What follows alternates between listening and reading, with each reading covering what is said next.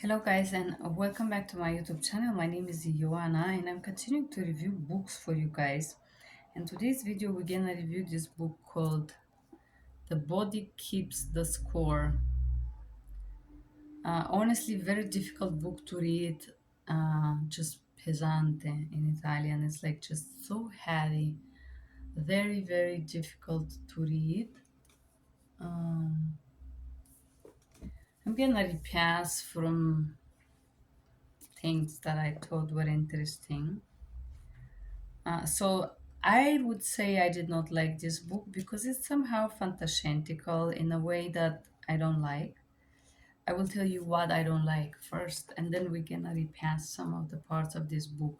So the person who wrote this book put themselves in such a pedestal, like they want to be the center of the world of the traumatized person. And they put themselves in such a meganomalian way as goddess in a way. I don't like when people pretend to be equal to God and get all these powerful entitlement feelings over others. This is what I dislike about this book. Um, so the book is very boring in my opinion. Sorry, I'm gonna say that. So the book talk about some history and what they did, some very old things that are kind of obsolete, but let's pass. Talk about and the horrible thing about this book, it seems like the person who wrote it was broke. You see how small is that? It was very annoying to read this book. I cannot say this otherwise. So the perception of the brain, how the brain function, how the brain um, it's working, what is post-traumatic stress disorder. So let's start with the core of this book. This book talk about the body keeps the score, brain, mind, and body in the healing of the trauma. Bissell van der Kolk, MD. So this book is basically talking about post-traumatic stress disorder and how is this diagnosed. Post-traumatic stress disorder is disorder or reaction of a nervous system after a person experiences a stressful situation. They usually relate this to people that come from veterans, but I think a lot of people have post-traumatic stress disorder. They just never know about it, or it's just part of their day-to-day life. Understanding the mind and the brain. And so basically this book talk about how the trauma affects your brain and post-traumatic stress disorder based on the author is continuing suffering. The shock,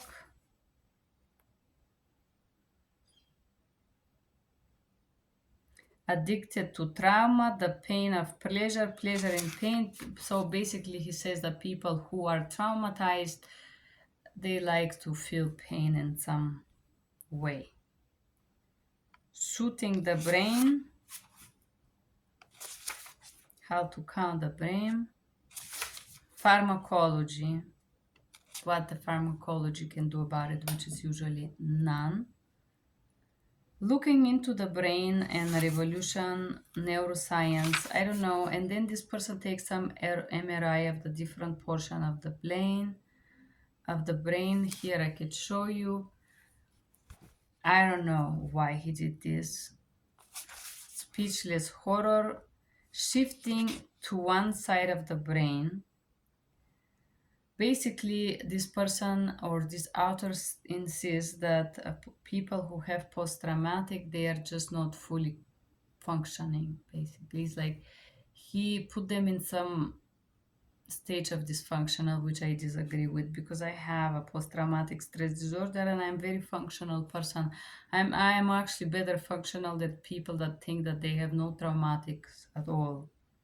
Stick in the fight or flight. So this person insists, the author insists that if a person have post-traumatic stress disorder, they react to absolutely everything. They want to run or fight it.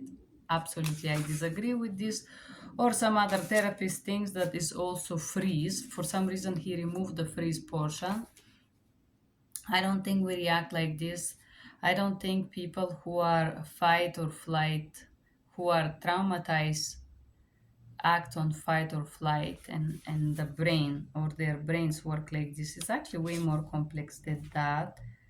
But this is your brain on trauma. And so basically, he said how you survive, some drawings. I just, the shift is horrible. It's just so annoying to have this. Why you're gonna write such a book and you're gonna have about 100 pages of sources? I will tell you how much they are. Yes, they're about 100. You're gonna put 100 pages of sources and you're gonna write the book in such a horrendous small shrift. It's just, ugh. Anyways, how the brain is organized to survive the human, the brain from the bottom of the top, and he citates some brain researcher mirror each other, neurobiology, identifying the danger. So basically, this person insists that people that have post-traumatic stress disorder perceive everything as a danger. I would disagree with you. Yes, you can have, I think it's quite the opposite. I think people who have post-traumatic stress disorder, they are way too suited to danger. It could be true for someone, but I read this book and I completely disagree with what it says, because it's not what happens. Like, this is not my case, I would say, but there are probably some people who experience that. I just couldn't find it very truthful for me. Controlling the stress response. And for some reason, this person loved to use this different portion of the brain, amygdala, top down of the bottom up. And there is several of those talking about that is related right here. There is a small center of the brain. Who doesn't believe it exists, it cannot check it, but this is in theory said. And he talked about how neuroscience and what is this portion of the brain. And okay, this one was interesting. The rider and the horse.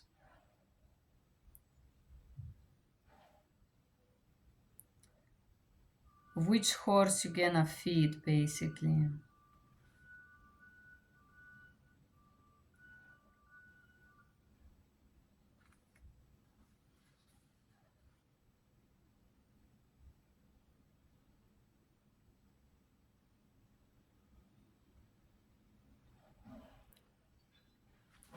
Stan and Youth's brains on trauma,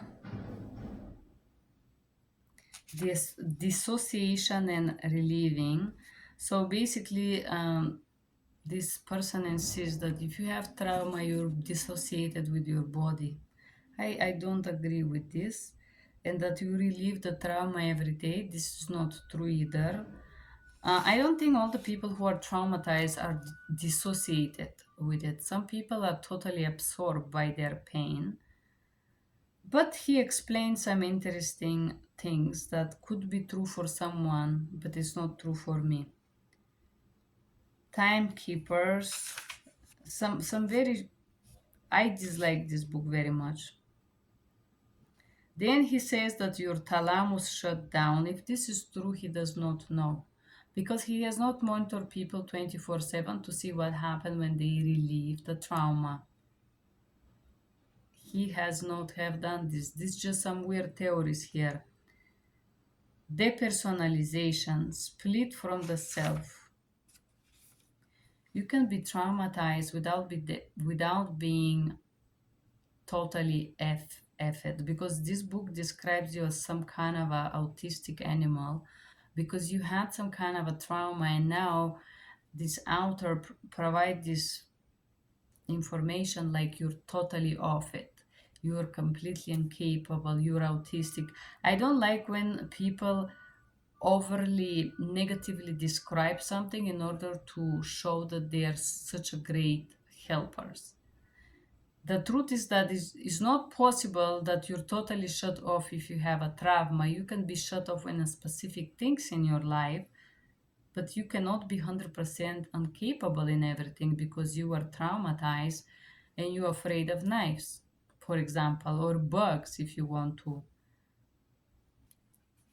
Okay, interesting. Learning to live in the present. The challenge of a trauma treatment is not only dealing with the past, but even more day to day experience.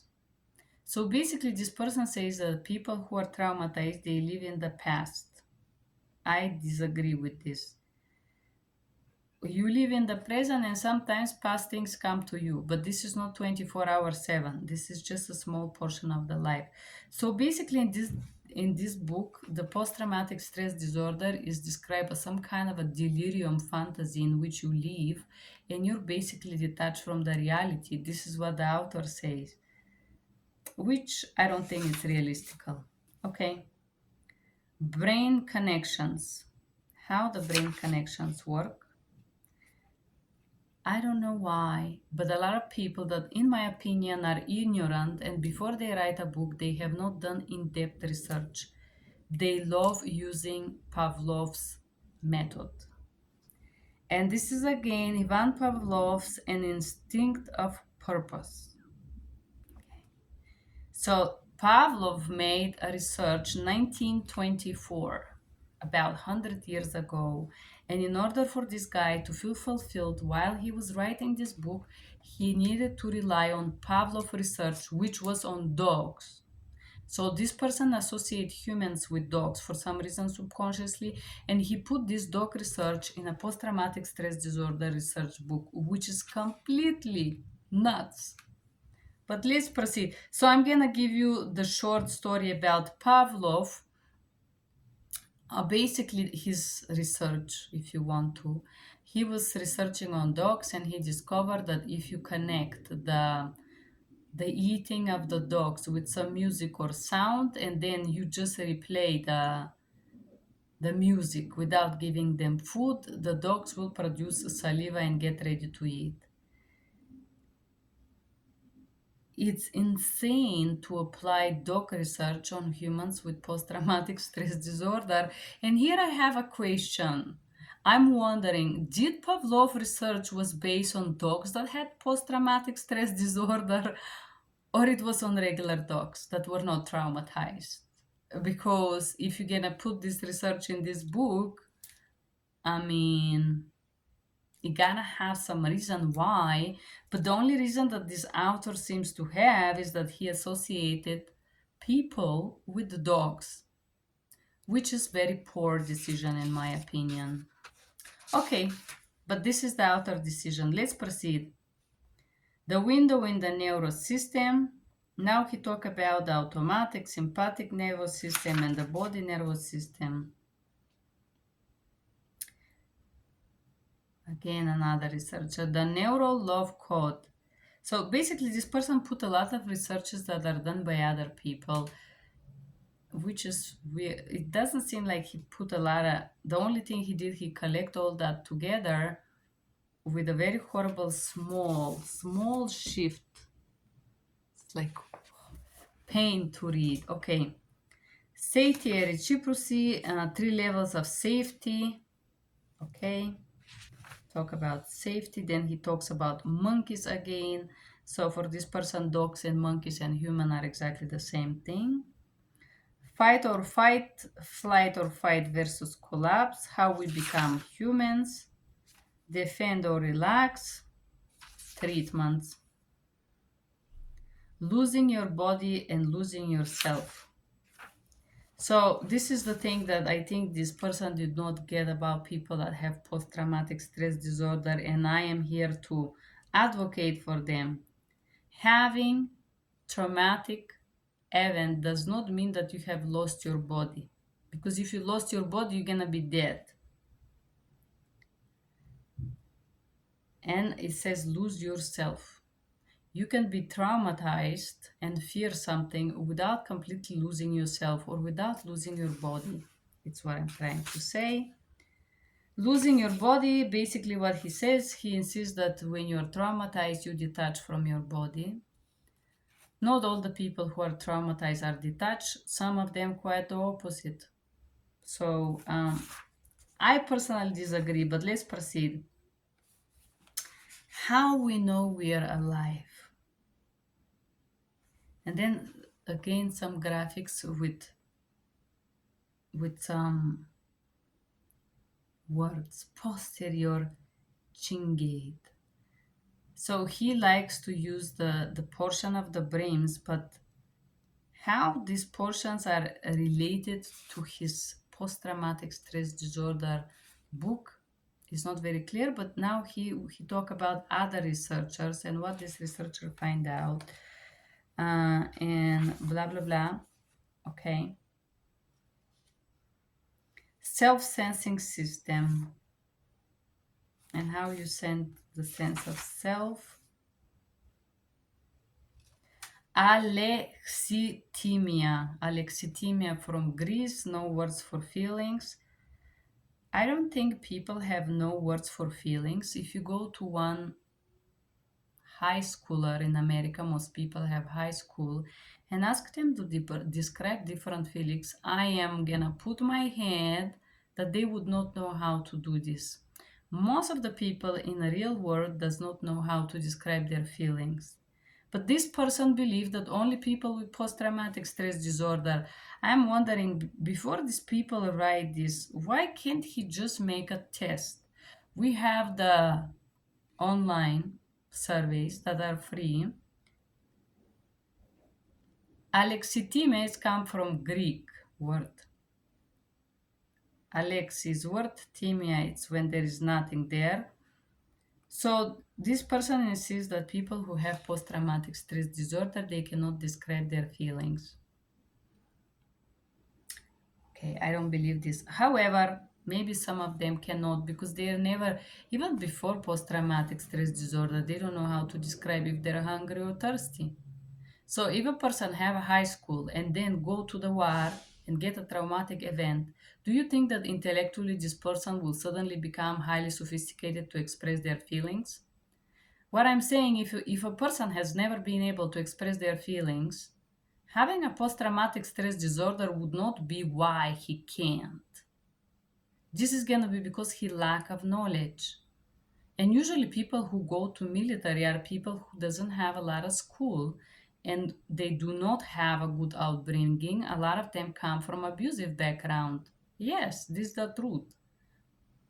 So they are not coming from families that educate them how to express their feelings, and they never went to classes about how to express your feelings. So adding that the post-traumatic stress disorder is the reason why is total BS. I don't think this is realistic, but this is what the book says. Depersonalization. One step further down on the ladder of self-obliviation is depersonalization, losing the sense of self. Traumatized people are not so fortunate to feel and feel separated from their bodies.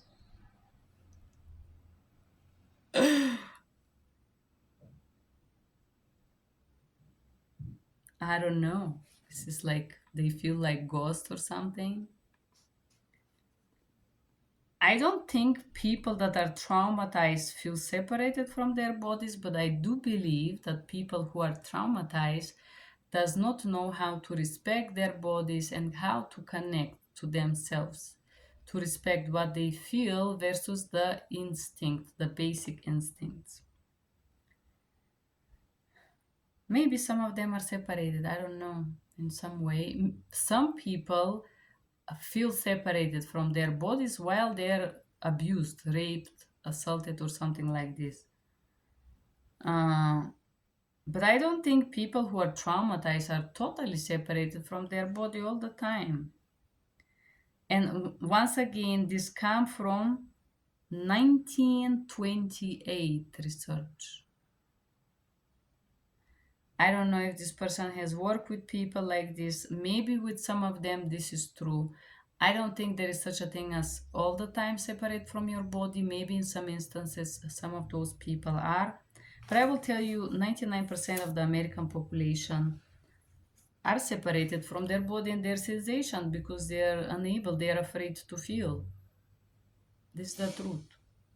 So if it's because they are post-traumatized and this is the reason, I don't know. But if people could be separated from their bodies for different reasons, not because they are traumatized. But okay, this is what this person believe. Befriending the bodies,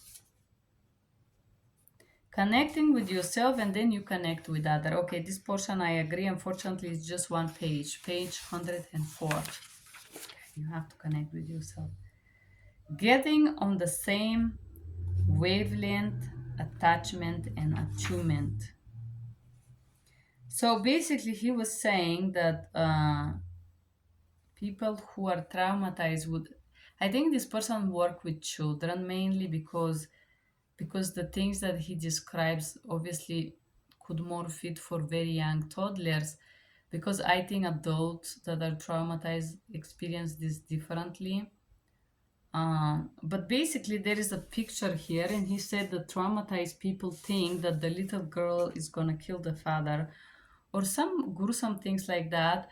Unfortunately, children who see one parent to beat another parent usually would see this in everything, because their psyche basically reproduce only what they have seen and assisted.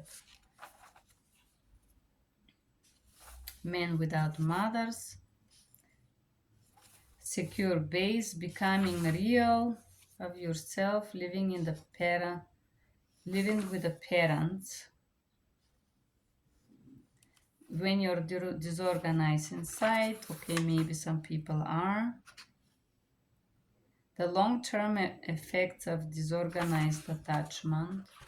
Well, somehow he tries to talk about how we love by Jokovic that talk about the four attachment styles. He also take this part and put it here. And he also tried to say that people who experience trauma are basically incapable to love and be attached, which I totally disagree with this. Knowing, not knowing, what cannot be communicated to another cannot be communicated to self. I cannot agree with this, but maybe for a lot of children that experience trauma, if you cannot tolerate what you know or feel what you feel, the only option is denial and dissociation. I don't think so. Uh, if you know what you feel, you may not like it. Yes, you may don't want it. But it does not mean that you deny it. Yes, some people live in denial all their life. The association, I don't agree so, but I think a lot of children use the denial and dissociation to survive. This is true for children. What cannot be communicated to others? I think that sometimes we don't know how to express ourselves, not because we don't know how we feel or what is inside. Sometimes we don't want to communicate to others. Um, Restoring synchronicity, trapped in an abusive and neglectful relationship, terror numbness, just very fantascientic. Learning to remember, hating your home. And so you can hate the home. I think we don't hate the home, we hate what people do in this home. Re- Replying the trauma. Replaying the trauma. So, yes, some people probably do that. What God have love to do with this? Trauma history. People that self-harm because they're traumatized.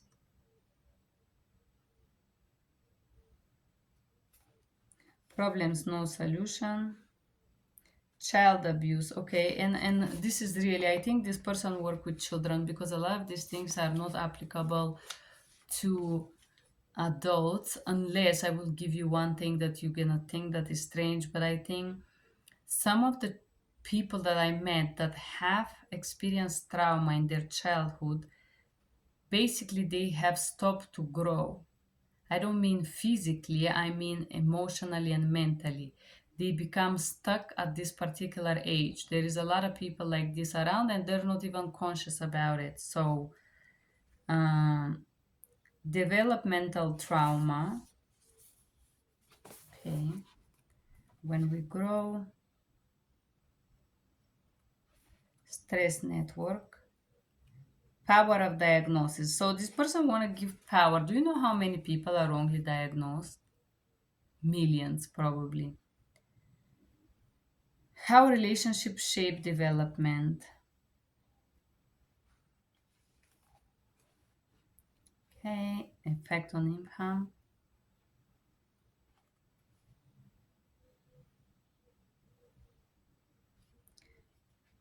The imprint of trauma, impact of trauma, the problem of memory, flooded by sensations or imagining, normal versus traumatic memory. I don't think there is such a thing as normal. Uh, but this is, I don't think this person is very well either because of how he associated people with animals. I basically, this first portion of the book I forced myself to read. It was bad. Secrets of trauma, amnesia, dissociation, and renouncement. Okay, once again, he's based on 100 years old or even older researchers. I don't understand why he didn't do his own homework, but going back in the past, he will give some interesting theories here. Origins of talking cure traumatic memories.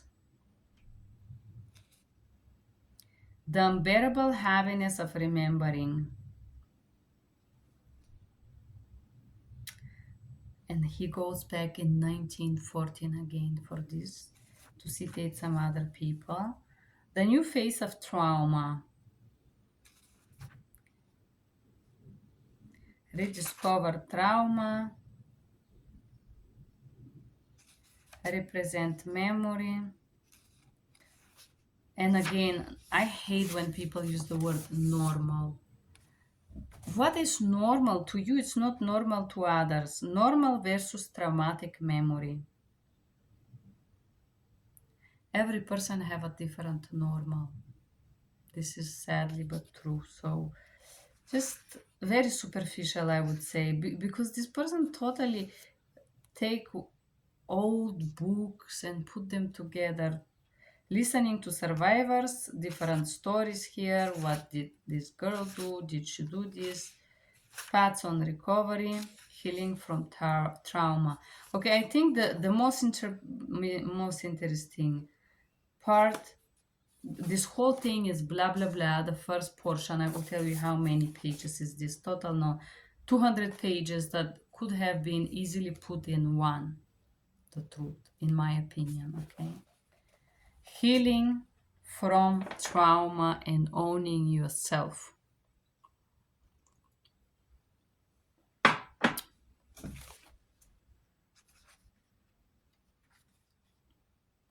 New focus, lymphatic system therapy, hyperarousal, mindfulness, relationships,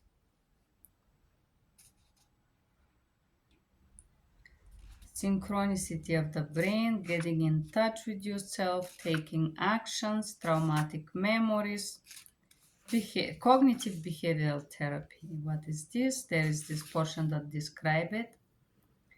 When people have no desensitization, drug to safety, traumas, medicine, and how they help. They usually don't help with trauma, they just numb it, in my opinion. But he has other stories about the road of recovery and the road of life again. Unspeakable truth, breaking the silence, self-discovery. This is a good portion of the book, telling you a story. Dual awareness system, the body in the bridge. Writing to yourself. I do agree with this portion that says that writing about how you feel and about trauma really helps you see things clearly, accept things, and kind of release them in a way. That's why this is probably the most valuable portion of this book, page 240. Then he talked how art, music, and dance can help you express yourself and overcome bad situations. The limits of language or ability to express, dealing with the reality, becoming someone, letting go of the past, AMDR therapy. And this book was advised to me by my therapist to do AMDR. Um, and talks about what AMDR is. Let me see. Eye movement desensitization and reprocessing of a trauma. I think this is a good description of what is that and how this help. Studying what it is.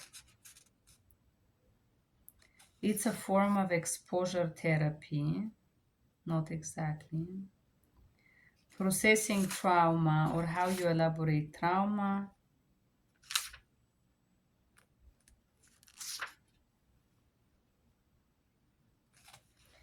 And then chapter 16 is great. I love this chapter. It's despite the first 200 pages that were for me waste of time.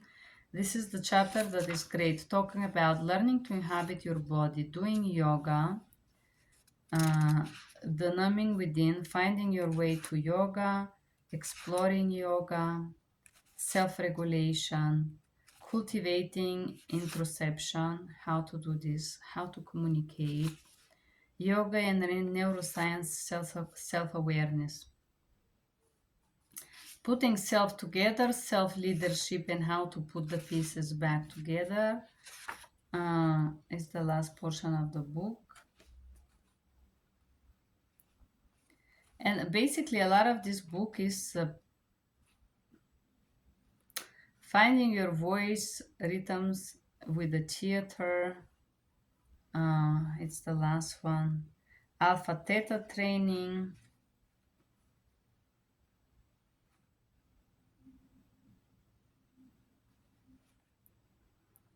Symphony in your brain, applied neuroscience, and how this works. Basically, somehow how to rebuild your life. And the last chapter 20 is finding your voice, rhythms, and how theater can help, dancing, treating trauma through theater, making it safe to engage, how some situations, how he did that, the project that he developed, Shakespeare House, therapy and theater, choices to be made, how to build yourself somehow. I will tell you after reading, and I have read different books about boundaries, it's not a bad book. I would say from page 200 to 320 is what, in my opinion, is worth reading. In the first portion, I don't like that it went to the obsolete researchers of 100 more years ago and put them as some kind of a pedestal that we have to uphold to. But those researches were mainly made on animals, dogs and monkeys. Dogs and monkeys are not humans. So if this book was about dog and monkey researches, the first 200 pages should have went to dogs and monkeys. And just the second portion of the book, from page 200 towards the end, it's, in my opinion, worth reading, where it talks about MDR, different situation, how to feel comfortable in your body after trauma, and so on. The first portion of the book I will give 0 because it's total waste of time. The second portion I will give about from 0 to 10, I will give 5, because that much is sources and that much is the book. Basically, the main portion that is interesting about this book is this portion, but the main part of the book is full of BS, the first 200 pages. So the middle portion is the best one, I advise. A great one, especially the one that talk about how to heal and how to be in your body. I think that's about it.